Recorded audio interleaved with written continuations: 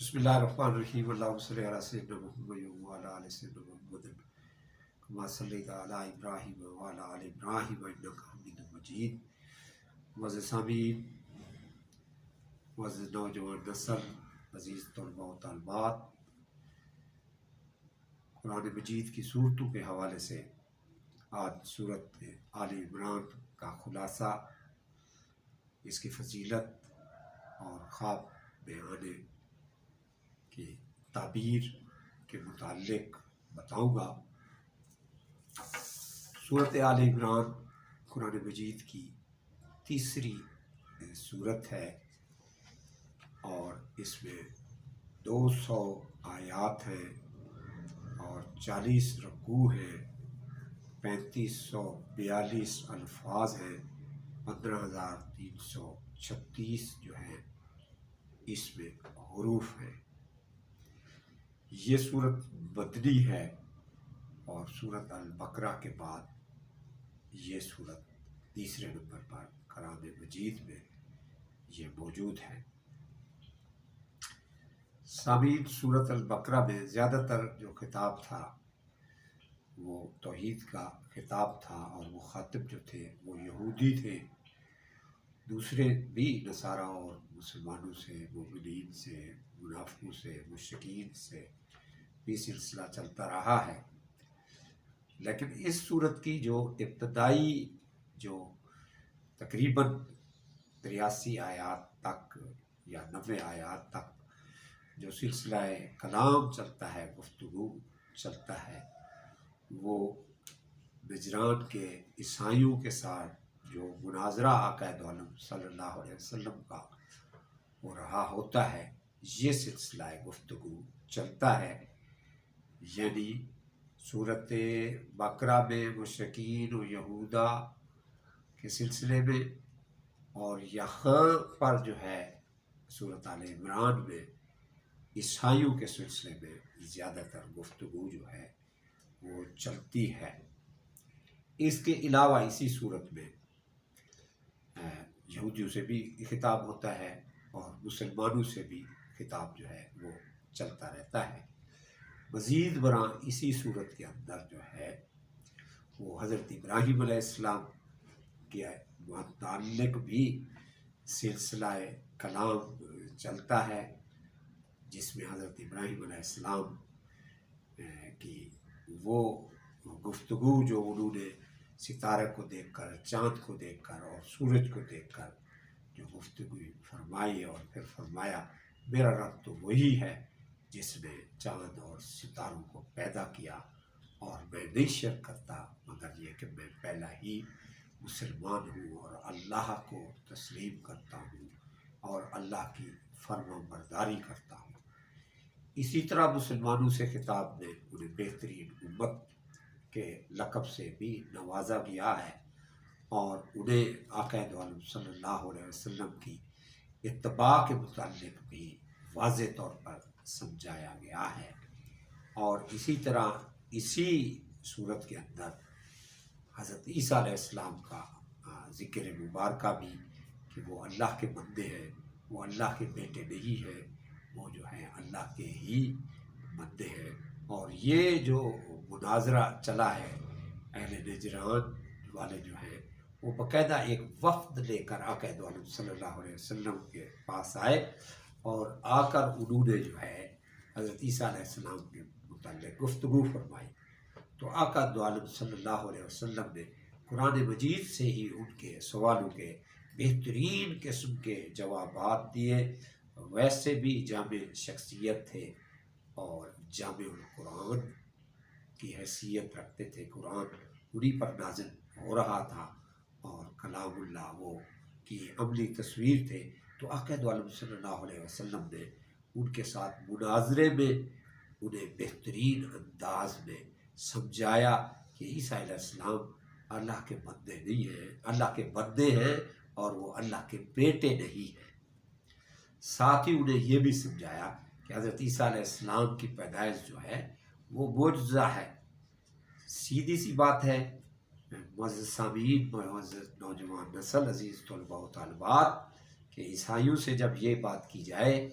کہ بھائی آپ حضرت عیسیٰ علیہ السلام کو بیٹا کیوں کہتے ہو؟ تو وہ یہ کہتے ہیں کہ ان کا والد نہیں تھا، اور آپ کا والد ہے تو آپ کے والد کا کیا نام ہے؟ ان کے والد کا نام بتائیں۔ ان کا والد نہیں تھا، لہٰذا ان کا والد نہیں تھا تو وہ اللہ کے بیٹے ہیں۔ اب یہاں پر آپ دیکھیں کہ حضرت آدم علیہ السلام کی نہ ماں تھی نہ باپ تھا، یہ اللہ کے معجزے ہیں۔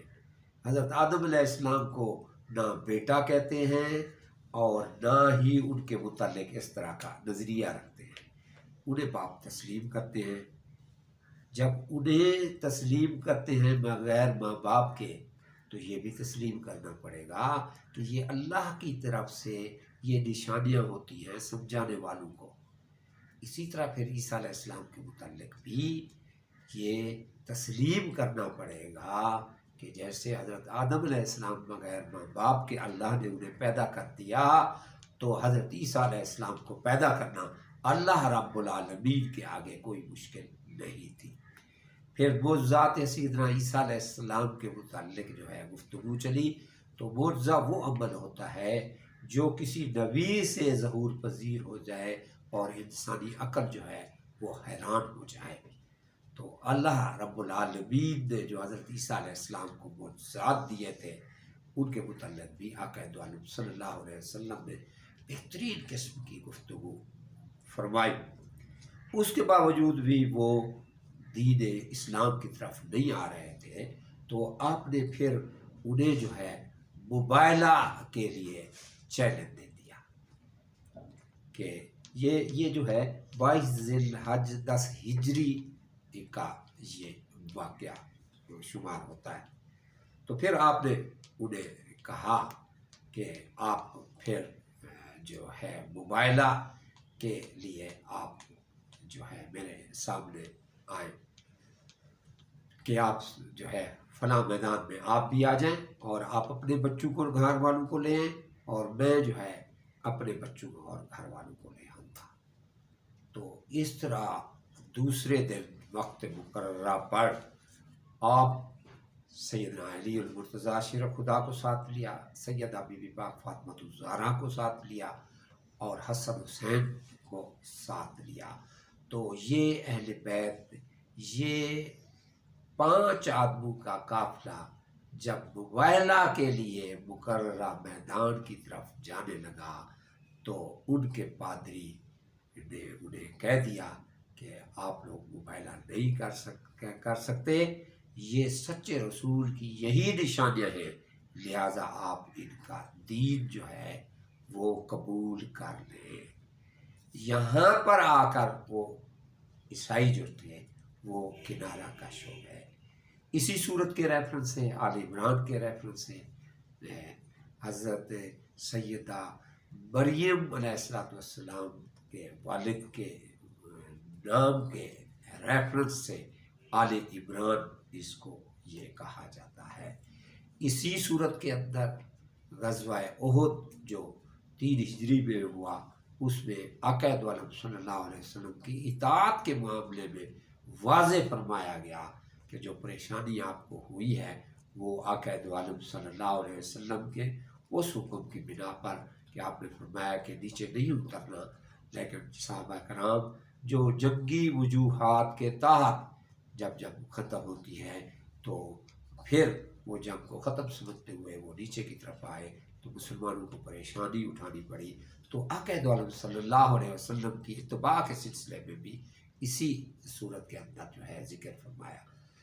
مختصراً طور پر میں نے یہ سلسلہ جو گفتگو شروع کی ہے، اسی کے تحت اس صورت کی جو فضیلت بیان کی جاتی ہے، تو مفسرین لکھتے ہیں کہ سورت بقرہ اور سورت آل عمران، یہ دونوں صورتیں پڑھنے والا پرصراط پر ایسے تیزی سے چلے گا کہ یہ صورتیں روشنی کا نور بن کر اسے جو ہے سہارا دے رہی ہوگی، اور وہ جہنم کی آفات سے بچ رہا ہوگا، اور روز محشر یہی صورت جو ہے بادل بن کر اس انسان کے سر کے اوپر آ کر کھڑی ہو جائے گی اور بادل کا سایہ دے گی۔ جمعے والے دن اس صورت کے متعلق کہا جاتا ہے اگر صبح کے وقت یہ صورت پڑھ لی جائے تو اللہ رب العالمین اور اس کے فرشتے سارا دن اس انسان کے لیے رحمتیں نازل کرتے رہتے ہیں اور سلام جو ہے وہ بھیجتے رہتے ہیں۔ اسی صورت کی فضیلت کے متعلق آتا ہے کہ اگر دشمن کے شر کا ڈر ہو تو یہ صورت پڑھ کر اپنے اوپر دم کیا جائے، یا جادو کا کوئی خوف ہو یا انسان پر جادو کا اثر ہو تو اس کے لیے بھی یہ صورت جو ہے اکثیر کا درجہ رکھتی ہے کہ اس صورت کا آخری رکوع اگر صبح کے وقت پڑھ کر، نماز سے بھی پہلے اگر پڑھ کر اپنے اوپر دم کیا جائے، پانی پر دم کیا جائے، اور پانی دم کیا ہوا پانی جو ہے وہ مذکورہ شخص کو پلایا جائے جس پر جادو ہو، جس پر سایہ ہو، تو یہ صورت انتہائی طور پر مجرب ایک اکثیر کی حیثیت رکھتی ہے۔ اگر کسی آدمی کے اوپر قرضہ ہو تو اس کے قرضے کے اتارنے کے معاملے میں یہ صورت جو ہے یہ بھی ایک اکثیر کی حیثیت رکھتی ہے۔ اسی طرح کسی کا اگر حمل نہ ٹھہرتا ہو اور بچہ نہ ٹھہرتا ہو تو اس کے لیے بھی یہی ہے کہ یہ صورت پڑھ کر دم کر کے اس عورت کو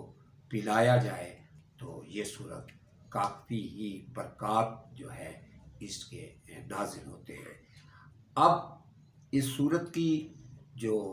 تیسری توجیہ ہے کہ خواب کے آنے کے معاملے میں اگر کسی شخص کو خواب میں یہ صورت پڑھتے ہوئے وہ محسوس کرتا ہے تو وہ برائیوں سے امن پا رہا ہوتا ہے، وہ پاک اور صاف ہو رہا ہوتا ہے، اسے عافیت مل رہی ہوتی ہے، اس کا خاتمہ بالخیر متوقع ہوتا ہے، اللہ کی رضا اس پر آ رہی ہوتی ہے، قرض سے وہ چھٹکارا پا رہا ہوتا ہے اور اسے اللہ کی طرف سے رضا مل رہی ہوتی ہے، اللہ کے پر راضی ہو رہا ہوتا ہے، اسے بزرگی سے نوازا جا رہا ہوتا ہے، اسے مرتبہ سے جو ہے وہ نوازا جا رہا ہوتا ہے، اور اس کی اولاد میں، اس کے مال میں، اس کے رزق میں برکت کی جا رہی ہوتی ہے۔ سبحان ربک رب العزت عما یصفون والسلام علی المرسلین والحمد للہ رب العالمین۔ اللہم صلی علی محمد وعلی آل محمد کما صلیت علی ابراہیم وعلی آل ابراہیم انک حمید مجید۔